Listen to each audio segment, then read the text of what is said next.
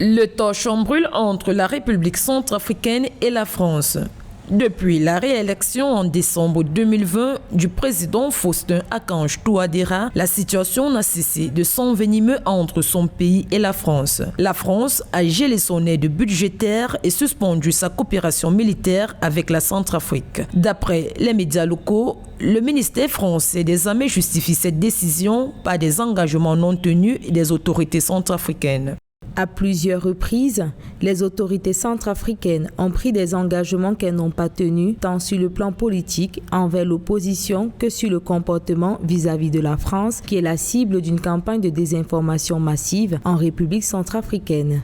Les médias locaux indiquent que fin avril 2021, les 5 opérants militaires français qui étaient en poste au ministère centrafricain de la Défense ont été rappelés à Paris. De plus, les entraînements militaires prodigués aux forces armées centrafricaines par des troupes stationnées au Gabon ont été interrompus. L'aide budgétaire française, soit 10 millions d'euros, ont été suspendues jusqu'à nouvel ordre.